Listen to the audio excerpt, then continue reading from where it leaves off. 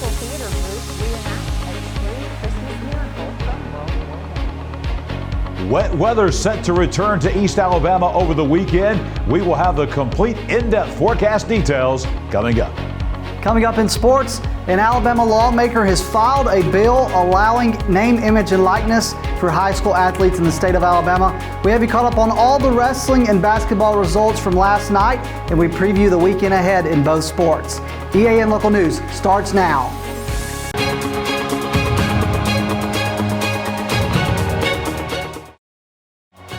This segment of EAN Local News is brought to you by WM Grocery, located in Heflin, Wadowee, Roanoke, and in Piedmont. Hi, we're glad you could join us. I'm Katie Edwards. And I'm Mike Stedham. In the early months of World War I, English, French, and German soldiers laid down their weapons for one day of peace and goodwill. It was called the Christmas Truce of 1914, and it's the subject of a musical being presented this weekend by Community Actors Studio Theater.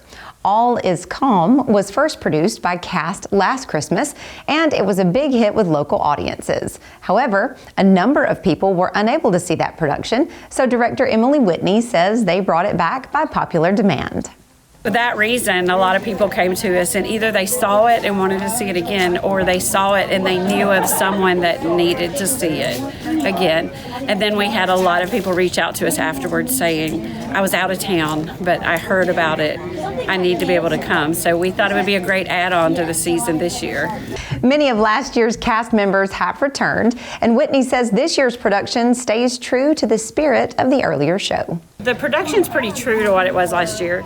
Probably the biggest difference is that we swapped out a few cast members. We had a couple of cast members that had some work obligations that made it difficult for them to participate this year. And then we also lost a cast member back in September to an accident. That he's no longer with us. And so that just, in a way, makes this performance a little bit more meaningful, though. We're dedicating everything that we do every night in his memory. After tonight, audiences will have 3 more chances to see All Is Calm. There will be a 7 p.m. show Saturday, a 2 p.m. matinee, both on Saturday and Sunday. The performances are at the JSU McClellan Theater, 100 Gamecock Drive at McClellan. When we come back, local officials plan to meet soon to talk about the oversight of McClellan. Since 1993, WM Grocery has been a major part of our local community. WM offers the very best in fresh produce and an outstanding meat department. WM also has many local products not found anywhere else and fresh sushi every day. If you need an event catered, come see Mrs. K at any WM store. Curbside pickup is also available for your online grocery orders. Be sure to download the WM app for all the deals of the week and shopper rewards. Go check them out today at any of their locations. We take pride in our community and appreciate your business. This segment of EAN Local News is brought to you by Oxford Lumber. Come visit any of our locations in Oxford, Jacksonville, Talladega, and Roanoke. The Anniston City Council will hold a special called meeting Monday afternoon to discuss the McClellan property. In a news release this morning, city officials said that meeting would be held in Meeting Room B of the Anniston City Meeting Center on Monday at 5 p.m. The topic, according to the release, will be to consider a joint resolution with the Calhoun County Commission to call for a meeting of the Oversight Committee of the McClellan Development Authority. With more freezing temperatures in the forecast, the city of Anniston will open its public warming station in the bridge at Anniston First United Methodist Church. That starts Sunday and will last through Tuesday. The shelter opens at 5 each evening and closes at 8 each morning. Volunteer groups and organizations are needed in meal preparations for breakfast and dinners. To sign up to assist, please visit the Bridge Warming Station's Facebook group or contact the United Way of East Central Alabama. The Jacksonville High School Focus Club is extending its deadline for the toy drive. The new deadline is Monday at noon. Anyone who wants to contribute to the drive can drop toys off in the front office of Jacksonville High School. The group is asking for donations of dolls, balls, blocks, bikes, Legos, and helmets. The new deadline was shared on social media by the high school club and by the Jacksonville Christian Outreach Center, which helps provide Christmas gifts each year for the children in the Jacksonville community. And when we come back, several outdoor activities are being planned for East Alabama over the next couple of weekends. For over 60 years, Oxford Lumber has been servicing our area, and our customer service has always been our main focus. Our customer service is what sets us apart from anyone else. From the moment you enter, our highly trained staff will treat you like family. To enthusiastically provide total customer satisfaction within a positive and self-fulfilling employee relations environment. Visit us at any of our 4 locations or at oxfordlumber.com.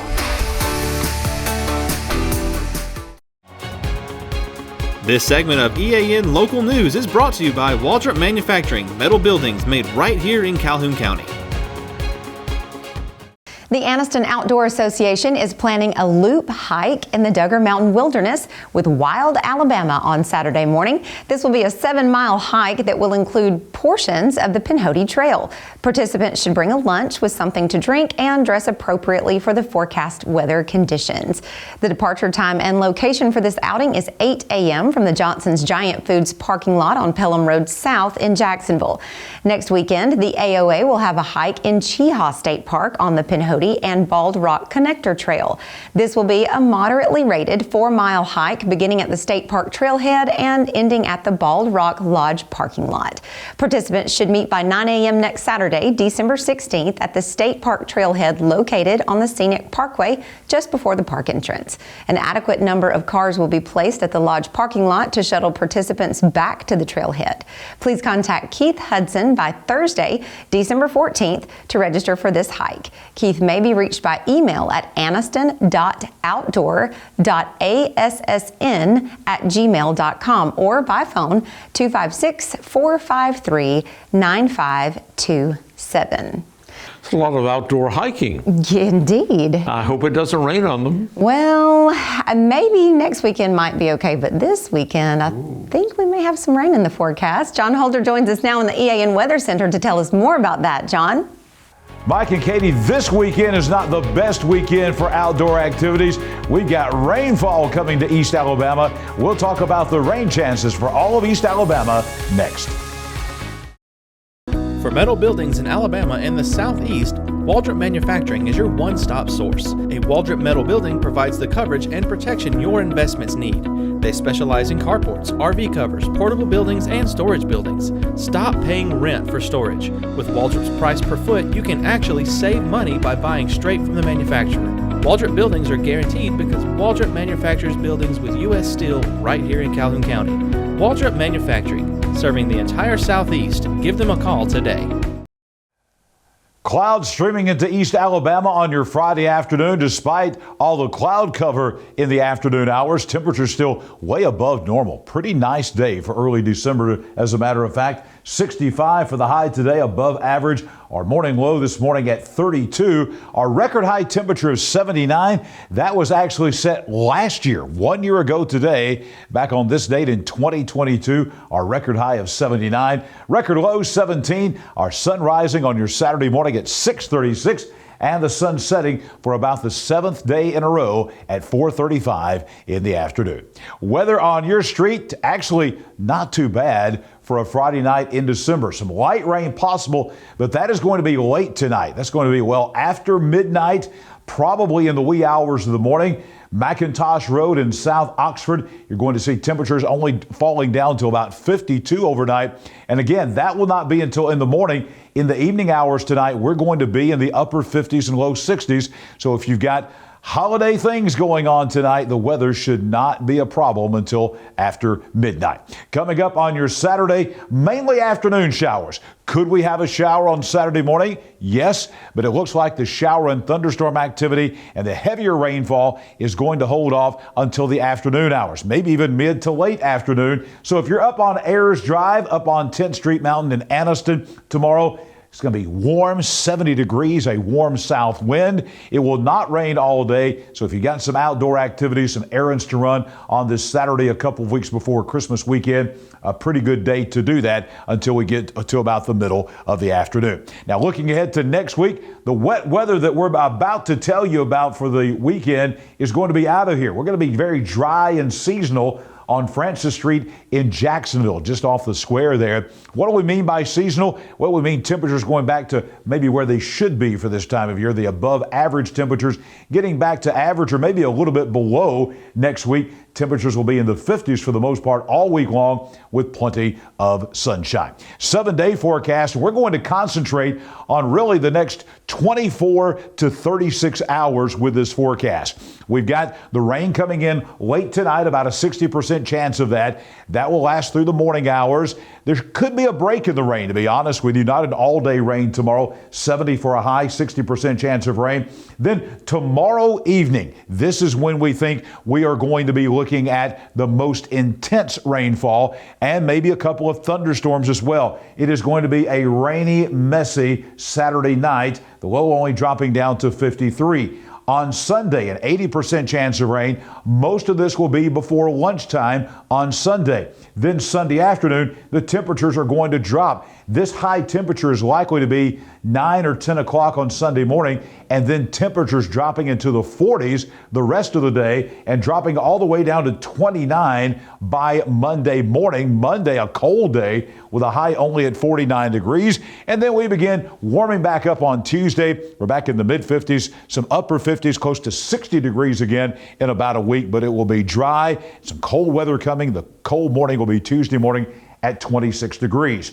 Taking a look at the shower and thunderstorm activity that's coming, this will define this for you. This is beginning at 6 o'clock tomorrow evening through 10 a.m. Sunday morning. You see a slight chance of severe weather in northwest Alabama. We're in a marginal risk for severe weather. I don't think we've got a big tornado threat or anything like that. Could we have a couple of severe thunderstorm warnings in this part of the state here? That is certainly a possibility. And then as we look at the timing on this, again, we could have some rain tomorrow, but the heavy rain and the heavier weather for us here in this quadrant of Alabama, stretching down from Cherokee County all the way down to about Chilton County and Autauga County, is going to be in the wee hours of Sunday morning from 2 a.m. to about 7 a.m. That is the thinking on the timing right now. So it looks like overall the heaviest rain for the weekend is going to be Saturday night and early on Sunday morning.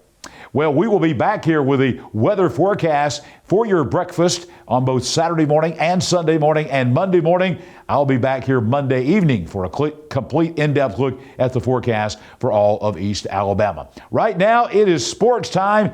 NIL. If you don't know what that means, it's coming, and it's coming to high school football possibly, and all the high school sports. Namath Pitts has the details right now.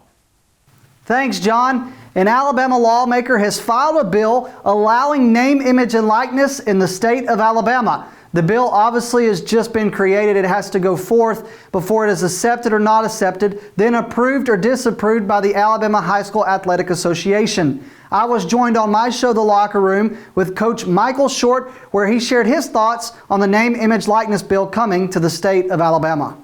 Whatever you're going to do, if you're going to compensate players at the high school level, we got to figure out a way to compensate all of them and not just one or two of them, because in high school, at 15, 16, 17, 18-year-old kids, you will lose your locker room in a hurry if you don't take care of everybody and not just put it to one or two people. Name, image, and likeness will be interesting to see, as it will evolve not just around football, but other sports as well. Speaking of other sports, the stomach virus that has created chaos for East Alabama wrestling teams, including Walter Welborn, continued wrecking chaos last night when it caused Walter Welborn to cancel their tri-duel late yesterday evening. Others did get the chance to take the mat, though, including Alexandria, who celebrated senior night, and there was family rivalries. We have all the highlights from last night. It was senior night for Frank Hartzog and the Alexandria Valley Cubs. Alexandria hosted Alabama School for the Blind and Pell City. Alexandria split the night, beating Alabama School for the Blind 72-9 and losing to Pell City 43-35. Pell City beat Alabama School for the Blind 60-21. Jake Mayfield and the Cleveland County Tigers improved to 10-0 in duels this season when they hosted Oxford and Sacs last night. It was brother versus brother as Jake Mayfield in Cleveland County beat his brother Rusty Mayfield and the Oxford Yellow Jackets 45-34. Sacs also joined the two, and Cleveland County beat Sacs 72-12, and Oxford beat Sacs 65-10.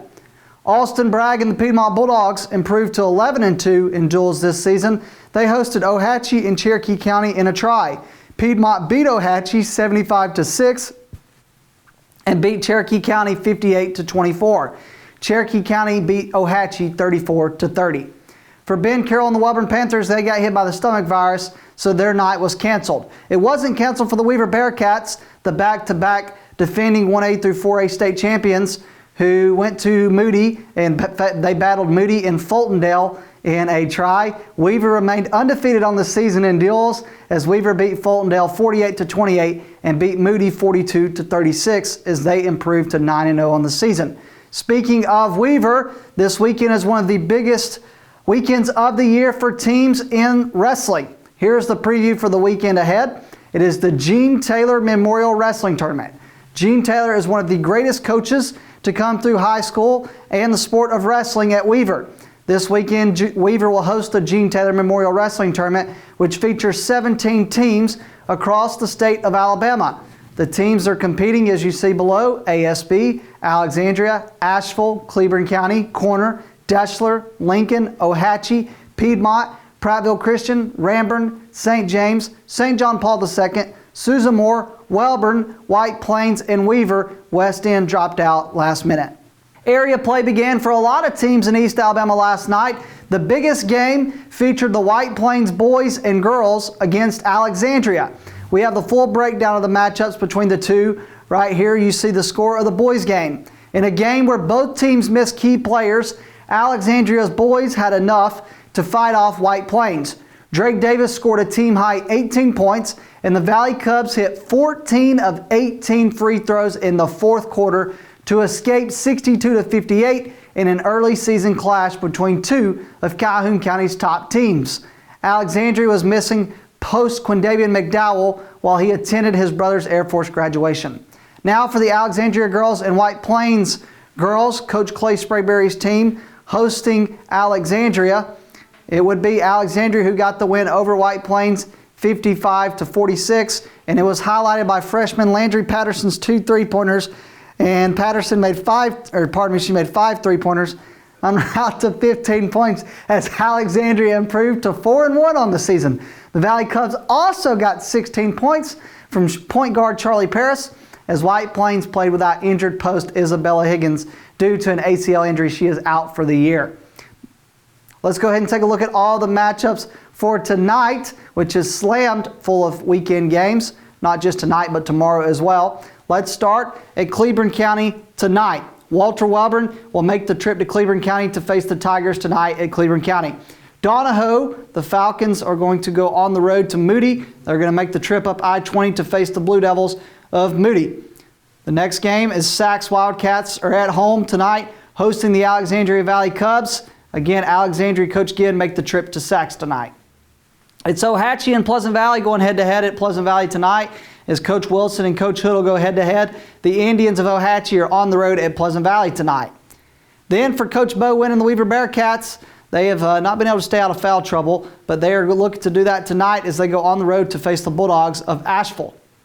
Piedmont, the Bulldogs, are going to face off against the Jacksonville Golden Eagles in Jacksonville. So Coach Glover's team is going to go head-to-head against Jacksonville. And Coach Morrow, who won the first state championship at Jacksonville, will head back to Jacksonville tonight as the head coach of the Piedmont girls. Jacksonville Christian Coach Tommy Miller will go on the road to Cedar Bluff tonight. This is a 1A game, and so Coach Tommy Miller and the Thunder again are on the road tonight facing Cedar Bluff. Also tonight, Ranburne and Woodland, a little bit of a rivalry here, 2A versus, I believe both of them are in 2A, same area. So Ranburne's at Woodland tonight. This is an area game as the Bulldogs go on the road to face the Bobcats of Woodland. Also tonight, these games are going to be played at Oxford. White Plains Coach Chris Randall's team, coming off their second loss of the season, heads back to Oxford, but not to face the Yellow Jackets, to face Matty T. Blunt. So White Plains and Coach Randall will get a competition against a 6A higher caliber team tonight at Oxford. Also tonight at Oxford, Coach Van Meter and the boys will host Central Phoenix City. The Red Devils are fresh off winning a state championship in football. Now the basketball team makes the trip to Oxford to face the Yellow Jackets. Tomorrow, this game is tomorrow. Coach Van Meter will play Central Phoenix City tonight. Tomorrow he will play Columbia. And again, this game is at Oxford as Coach Van Meter and the Oxford Yellow Jackets host Columbia tomorrow. Also tomorrow, this game is at Cleburne County. Again, there's 2 tournaments going on this weekend, and this is one of them, as the Donahoe Falcons boys will be at Cleburne County to face Bremen out of Georgia, just across the state line. So the Falcons will face Bremen, Georgia tomorrow at Cleburne County. Also tomorrow at Cleburne County, Bremen, Georgia, girls will battle Cleburne County girls. So the Tigers of Cleburne County also playing at home tomorrow in their own tournament as they host Bremen, Georgia. And then White Plains girls, Coach Sprayberry's team, is at Cleburne County this weekend, where they will face Temple, Georgia. Again, this is girls action as White Plains and Coach Sprayberry will face Temple, Georgia.